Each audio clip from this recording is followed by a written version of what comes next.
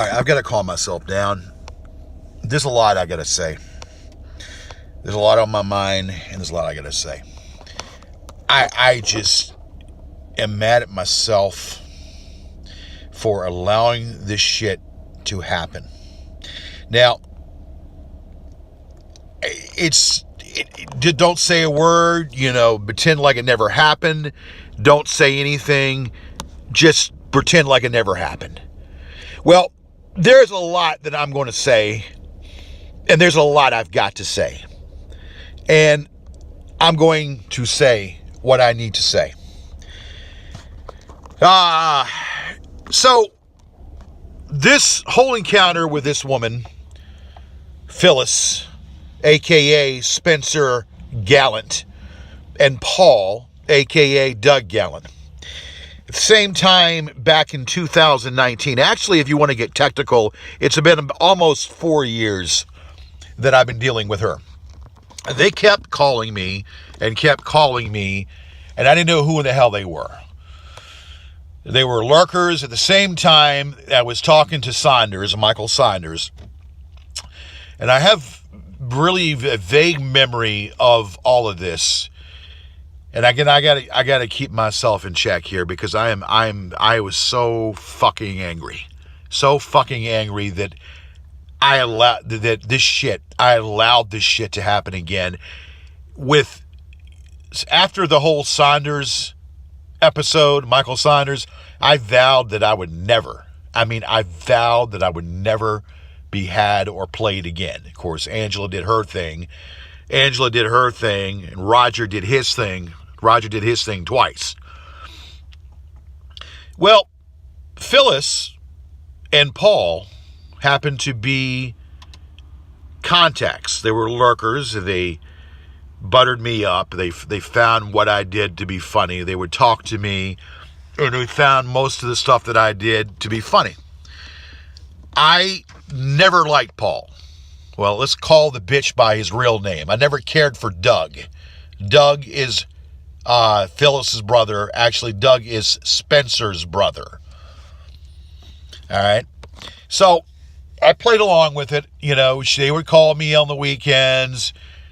Doug would always be drunk, and he was fascinated and fixated upon me as a person. Judge, he would used to say like that in his voice. And so, I took a liking to Phyllis. I'm not going to call her Phyllis. I'm going to call her Spencer. I don't address people by their fictitious names. So Phyllis, yeah, that was a fictitious name. And Casey would come to me and say, George, have you spoken to this woman? Because I met her the same year that I met Casey. And Casey was the one that got me to write the book. Casey inspired me. He said, I'm an author, and you ought to go ahead and do the book. So I went ahead and wrote the book, and Casey and I were talking. Casey would joke around with me and whatnot. So I met Casey about 2019, the same year that I met Spencer and Doug. So I met Spencer and Doug, and so we start talking, and they want to, and so it was kind of weird that it would have both these people. She would spend the night over his house, and then he would spend the night over her house. So I just wondered if they were boyfriend and girlfriend, and had no idea. Oh, no. So that whole thing progressed and whatnot, and then they said, well, yeah, Saunders, yeah, Michael Saunders, we hate him. He's recording your calls, and he hate him. But it's funny when I go back and think about it, when Michael Saunders said that they were going to get a woman, totally someone to troll me. And this is back like maybe 2020, right before the pandemic. Saunders said, well, Marty's going to get a woman. Marty's going to get a woman, and you're not going to even know what hit yourself, and she's going to troll you. And I just dismissed it. I didn't think twice about it. It wasn't really much to think about. So finally, throughout all of that, every time Paul would get on the phone, he would say something drunk, or Paul would say something inappropriate. It kind of pissed me off. So finally, he stopped talking on the phone. It was just me and Phyllis, or so I thought. I had no fucking idea. Well, I keep calling her Phyllis. It was just me and Spencer. Me and Spencer talking on the phone. And I didn't know that Markland was a part of the conversation. I didn't know for any moment that Markland was a part of that conversation, because if I would have known that, I would have gone AWOL. I would have gone AWOL and it would have been ended. Though I guess they shared the same account. I don't know how the connection was. I think that mongoose is friends with her father. I think the mongoose is friends with her father. That's how the connection was to bring them in. Well, anyway, long story short, so, 3 years. And, they would talk. They would talk about different things. I would do different voice imitations. I would, crack her up. Different voice imitations. She was into my humor, which was great, and I could talk to her. And when it came time to say, hey, look, let's do a virtual meeting, or let's meet online, or let's take, whatever, she never wanted to do that.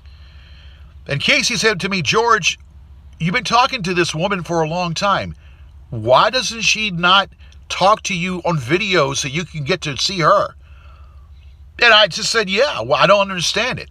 And Casey would keep telling me, George, she's not real. For someone that doesn't want to tell you who she is, who she really is, and do a background check on her to figure out who in the hell she was, she was nothing on her at all. Not a damn thing. And then she says that she had worked for She worked for a phone service that handles India scams. So he works like a detective or a PI. I don't know, but she works for a PI service or a detective service that handles phone scams, from India and phone scams and whatnot, which sounded kind of crazy to me. Then, she decided, well, she can't talk to me on Facebook anymore. I had to go straight to her phone. She didn't want to leave anymore, so I don't know what happened with that. She didn't want to use the Facebook, but it was a sock account. I put her on the fan page because she wanted to be on the fan page, her, and, she got on there. So I give her entrance to the fan page.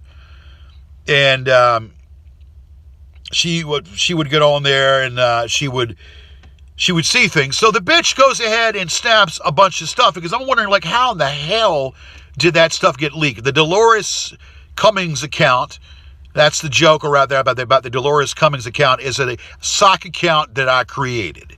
It's a sock account that I created, and as long with that. And of course, I didn't know how the hell she, so she was questioning that. I said, well, she could be real. Maybe she's not real. So 2 weeks later, then the fucking trolls are in my fan page. So I knew something was not right. They're trying to tell me, well, Kristen probably is the one that did it. Kristen probably, and I'm falling for this shit, because there's no way that Kristen would do that.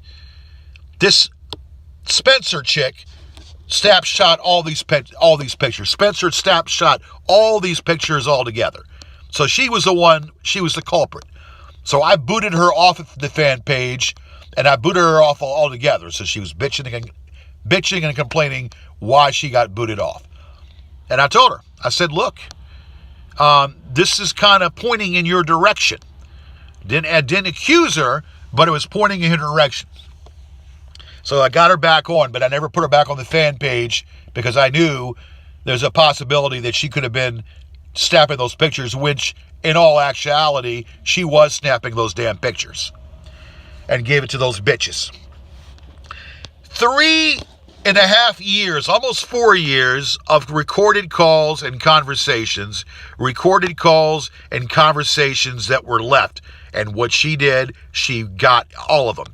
And she recorded all the conversations. So hating Saunders, feeling what Saunders did was wrong, didn't care for Roger one bit, and said, that Angela, was obsessed, which she was. Angela, said that, Angela was obsessed and thought that she was a Looney Tune.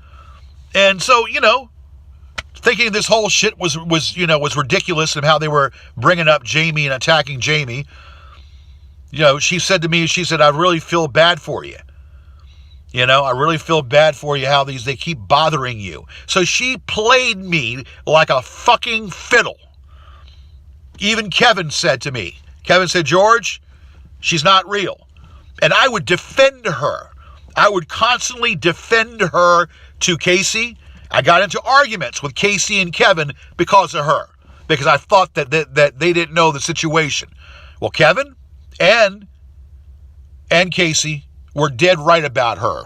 She was a charlatan and she was a fraud. All created by Will Markland. And the reason why I don't think it's Rebillet, I don't know. Could have been Rebillet, but I believe it's Will Markland that's been involved in this whole thing all along because it's his voice.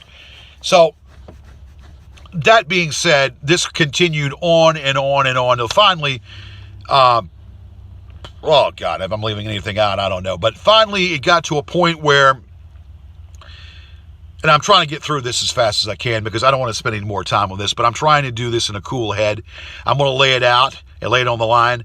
Her grandma had passed away around the holidays, and she was crying on the phone to me, about that, about her grandma passing. And then this Doug character got a little mouthy, and then Doug made threats about going to them and telling them all about it. So then she played it to be finally that she had no control over what Doug did. Doug went ahead and did whatever he did, and he made it so where basically, I don't know if he became the fall guy or if it was planned for him to be the fall guy to get emphasis off of her to make it sound like that he betrayed both me and Phyllis. And to go ahead and throw Phyllis also under the bus as well as throwing me under the bus because it was all a scam and recorded conversations. So she would tell me, well, George, I'm just as much as a victim as you are because I don't want my work to know about this and I could lose my job. Yeah, bullshit. I didn't want my work to know about this because I could lose my job. I say bullshit to that. This was all a played scam. And finally, it got to a point where just about a few weeks ago, it just hit me with some things that were going on, the things that she was saying, the things that she was doing and saying to me. And and then saying that the recorder, that Paul was in her phone on Discord, and well, I keep calling him Paul. Doug was on her phone on Discord, and Doug had used her phone to give to Rebillet, which I know it's not. Again, I believe it's Markland. So he gave them the recordings, or was going to give them the recordings, and she was petrified about that, saying that she had nothing to do with that, and she's just as worried about what could happen and how she's going to be attacked by these trolls as well. When all along, she was bedroom partners with the fucking Markland and Rebillet.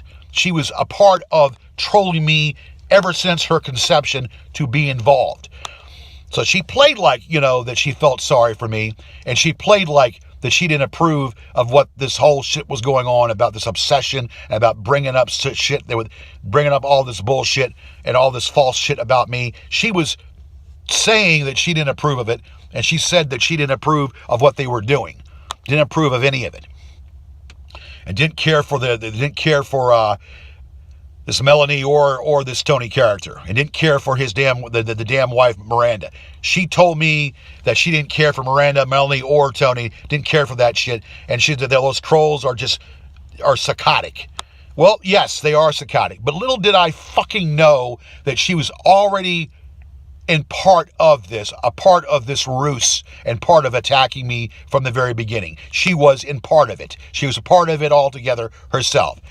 And it finally took a ton of bricks to fall on me to realize that I needed to cut her off, because the signs were pointing in that direction. And the old question about how someone got on my fan page, well, it was obvious how someone got on my fan page. It didn't make any sense how she had, that basically she pushed her brother to be the fall guy. She pushed her brother to be the fall guy, when in all actuality, she was doing most of the contacting to rebel it in Markland, and she was the one that was making the contact and giving the information. So it took me to finally to block her off of the phone off the phone, and then finally to block her entirely off Facebook. But before I blocked her off of Facebook, I didn't answer any of her calls. I didn't answer any of her texts. And she kept calling and texting and calling and texting. And then she finally admitted to her wrongdoing. But saying, oh, it was only 4 months. When in all actuality, it was 3 fucking years. She said, oh, no, it was only 4 months. And I finally realized who you were. And I realized the good, caring, decent person you were. And I stopped doing it. Yeah, bullshit. Because you've been doing it for 3 freaking years. Okay? Unfucking believable. And you think, and you admitted to doing it, and you think that that's all I needed. That was the icing on the cake when you admitted. You should have done that a long time ago. If what you said was true, and what you said was real about realizing that I was a decent person, and realizing that I was a good person, you should have done that. You should have done that a whole lot sooner. A whole lot fucking sooner. You did it when I fucking cut you off. You did it when I fucking cut you off and didn't say any more to you. Yeah. And so here we are. And then listening tonight. I didn't want to listen to this shit tonight. I didn't want to hear any of this shit tonight. I subjected myself to listen to it. I subjected myself to listen to this shit. And sure enough, I got enough earful to know that she was part of it all along. What do you think there, Spencer? You think that I would be that stupid? Huh, Spencer? You think I'd be that stupid that I wouldn't be able to realize and equate what 1 and 1 is and 2 and 2? You think I'm that naive? Unfucking believable that I fell for this shit. Again. And so I am not only angry at the circumstances. I'm not only angry at trusting this woman. I'm angry at myself for being so damn stupid and naive. And Casey, brother, I hate to say I'm wrong. You know, Casey, that I don't like to say that I'm wrong. But buddy, you called it. Casey, you definitely called it for what it was, and I didn't want to believe it. I was too close to the situation to want to know the difference. I was too freaking close to the situation to want to know the truth. That bitch could have been on The Young and the Restless, could have been on The Bold and the Beautiful, could have been on any soap opera, because I'll give her this, she's a damn good actress. She's a damn good actress. She played me like a fiddle. And I shared with her intimate details. And for the record, I wore diapers for a short time. I didn't wear diapers all along. I didn't want to wear any. And I wore the diapers for a short time. Because the medicine that I take causes me to constantly urinate like a space horse. Like a Russian space horse. So if you all get off to that, and find that funny, then you all are so miserable with your fucking selves. If you find that funny, someone else have a medical issue to be funny, then you all are so mentally sick and mentally deranged and mentally sick in the head and just have mental issues all the way through. Miserable with yourselves. It's unfreaking believable. And here we are right now, 3 years later, and they have, I don't know what kind of content they've got. Supposedly they have 800 files, and now it's only 60. Well, that's good. 800 files is only 60. Whatever the case might be, it's enough. And then because I broke down on the phone, yeah, everybody breaks down every now and then. Everybody has a moment. Everybody breaks down. Everybody has a freaking moment of time where they've broken down. Doesn't make them any weaker. This is ridiculous. My private conversations being leaked by this bitch. My private conversations being leaked by the opportunist and this fucking extortionist and this bitch. I say bullshit. I say fucking bullshit. So, as far as I'm concerned, I'm mad at myself. I'm mad at myself for allowing this ruse to happen. But God damn it, if paybacks are a bitch, and Spencer, may you rot in hell. Spencer, may you rot in hell, and may you get back 10 times as bad of what you did. Because what you did, it was uncalled for, and you still did it.